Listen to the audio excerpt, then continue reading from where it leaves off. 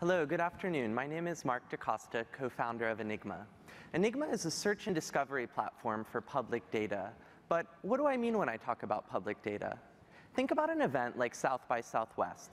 South by Southwest has ripples in hundreds of public databases. There are containers of swag coming in from China and showing up in US Customs databases. There are a lot of high-profile attendees, some of whom are coming in on private planes and showing up in flight plan databases. At night, tens of thousands of people are crowding the bars, causing a spike in Texas alcohol sales tax receipt databases. And the list goes on. This kind of public data is valuable because it's a reflection of the real world, and it reveals things that you won't find by looking at Twitter hashtags or Foursquare check-ins. But there's a problem here. While this data is public, and while it is out there, it's not really accessible. Today, public data comes in all kinds of different shapes and forms. Everything from restrictive web portals to messy FTP sites to 1970s database formats and everything else in between. Doing something as simple as a search across all of this public data is not even possible.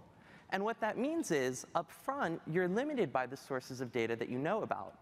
And what's more, because this data is locked away in silos, it's impossible to see the relationships and the connections between these sources of public data. What public data needs is an infrastructure, and that's what we're building at Enigma. At Enigma, we're building a scalable infrastructure for acquiring, indexing, and searching public data. And now, my co-founder Isham will show you what that looks like. Hey there, my name's Isham Udgiri. Let's switch over to the live demo. OK, why don't we search something like Google, for instance, in Enigma? All right, now what you're seeing is all of the results for Google and Enigma. I mean, we're indexing over 100,000 data sets, billions of records, and Google is showing up in government filings, property records, even immigration, right? So it's interesting because there's been a lot of debate about that topic, about skilled work and immigration in tech. Let's check out this H-1B visa data set. It's put out by the Department of Labor. All right, now we have every single H-1B visa application in 2012 filtered to Google. We can ask questions of this data set. So let's click on the salary column. All right, we learned that Google is actually spending $87 million attracting foreign labor. Why don't we do something a bit deeper, like actually distribute all of this data across the job titles that these people are being hired for? OK, so now we see Google's allocating $60 million towards software engineers. And it's only when you scroll all the way down that we see that they're only spending $467,000 on designers. Now, it's not a lot, and it's interesting, but it's even more interesting when we compare these things. So why don't we filter this data set to Facebook? Great. So now we have Facebook's visa applications up. Let's see how much they're spending total. $20 million. Now, that's 3 times less than Google. If you actually look on the left, they're spending more on designers. Now, that can explain why my profile page keeps changing every 3 months, but you get the idea. What we do at Enigma is really let you find and manipulate the data you're looking for. Let's jump back to the search results. I want to show you that Enigma is also about discovering new data sets you didn't even know existed or were relevant. So you're looking at these results, and you see how you can build a rich portrait of a company like Google. Check out FCC licenses. Maybe latest registrations for Google Glass are in there. Lobbying records. See what kind of issues Google is really getting behind and putting money towards. Private investments, or even map out all of Google's subsidiaries. Here's something that caught our eye at Enigma, Google popping up in a Department of Energy data set. Let's go check it out. Let's see what the DOE has on Google. So now what you're looking at is a data set of every single electricity contract purchase in the United States. And we learned that Google is actually operating as utility, buying electricity directly from itself. Let's see who it's buying electricity from. OK, a lot of wind companies. And it's interesting because we know that Google has been pushing for sustainability in its operations. But now we actually see that play out in data. We see with Enigma, can break it down to how many megawatts are being distributed to which facilities, how long these contracts are hedged out for, and so on. I want to take a break. I want to show you how you can get to this sort of insight without even being on the web app, right? So what if I were just browsing on the internet, going to the Google Energy Investments webpage, with our browser plugin, it's on the right, just going to enable it, all of the entities on the page light up. So companies, people, locations. And I can do something like click on Clean Power Finance, be routed back to that level of granularity, see maybe government grants for that specific contract in Enigma. We're excited today. what we want to switch back to the presentation for a second, because we have a lot to announce. I mean, a lot of people have been pioneering how we analyze the world with data. But what we're disrupting here is something much more fundamental, issues of infrastructure and content. And we're launching our web app and API with partners who really share this vision. So the Gerson Lerman Group in finance, the New York Times and news media, who's just come on board as a strategic investor, S&P Capital IQ, and the Harvard Business School. Every day, without the pain of working with data and acquiring it, they're showing us how they're leveraging it in their work and in their thinking. And that's what excites us the most, really exposing this world that's just been hidden for way too long.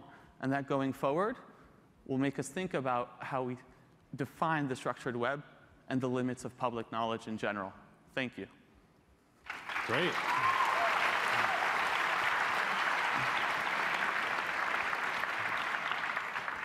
One of the best job. presentations I've seen. Great presentation. Awesome. Love. Yeah, really good. That's how you do a presentation. And by the way, this is our CEO, Jeremy Bronfman, who's joined us for the QA. Excellent. Congrats. I love your shoes, too. Thank you. The business model. So the business model is, there are two main applications of it.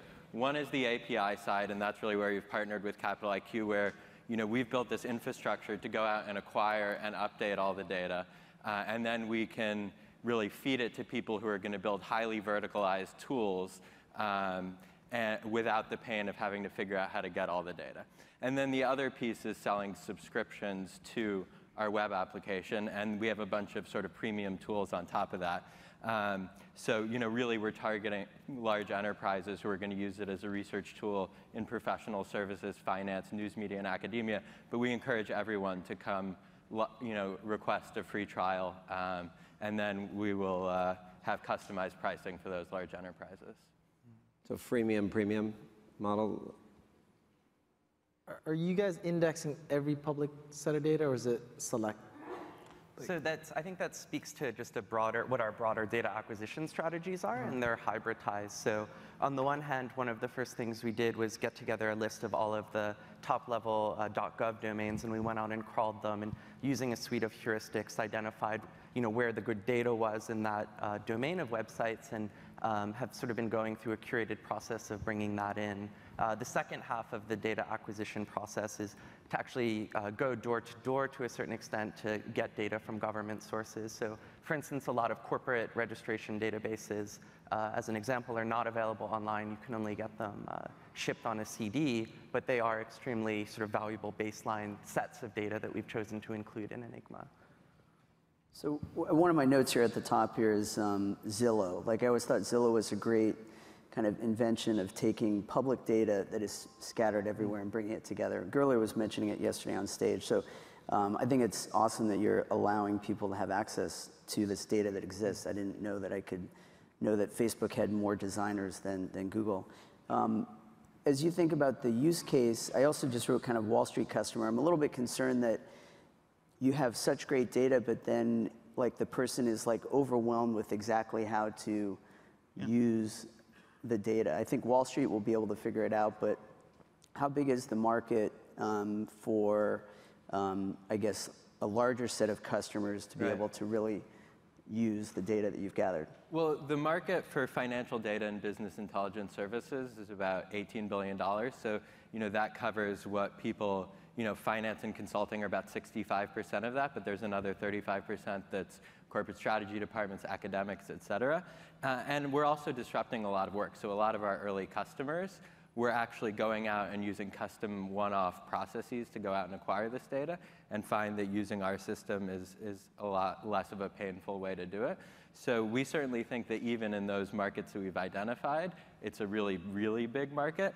And we think that as we continue to grow the product, and we have a very long product vision, that we'll be able to add on more markets. And also, getting back to that point of Zillow, they did a great job of building a verticalized product off of a data set that was published through the MLS API. And we hope that a lot of other companies like Zillow can build verticalized products like that using our infrastructure. Great. So great presentation. Really impressed with what you guys have built. And hoping I get a TechCrunch discount on the API for collective eye. But question for you around the data sources, 2 questions. The first is, are there any regulatory issues that you face in terms of sharing some of this data? Because I would imagine that some of it is pretty critical to national security. And then the second is, can you combine data sources, or are you relying on the analytics providers who partner with you to cleanse the data and normalize it and turn it into insightful? Yeah, so everything that's in Enigma is public data. But of course, there are some restrictions, right? So in Philadelphia, for instance, you can't actually list property records with a person's name in it, whereas in New York City you can, and you can find anyone's apartment in New York City in Enigma, how much it costs, how much it was sold for, et cetera. So we're very keen in our kind of data acquisition process to even workflow that technologically and have breaks in quality and make sure that we're even archiving all of these licenses for the future. So that's kind of your first question. It really depends on the source and the law. So as to your second question, which is about combining sources, for a lot of marquee data sets, we do things like even improving the schema. So our census schema, for instance, you would find to be improved from what you'd find just in the market. But you can also do things like combine sources live in Enigma. So you could do something with the feature that we didn't showcase today, but take a list of airplane registration numbers in FAA database and throw them against a Department of Transportation database to kind of line up and filter and mash up things. So that's kind of another way of mashing up data. And just to build on that, a feature we're going to be releasing very shortly is to enable customers to load in their own data and mash it against ours. So for example, load in your customer list and then filter, let's say, New York City property tax assessments by your customer list to see which of your customers own apartments in New York or whatever the database may be. So it's basically a giant data normalization system. You can ingest basically anything and then create your connections however you want to see it. Exactly.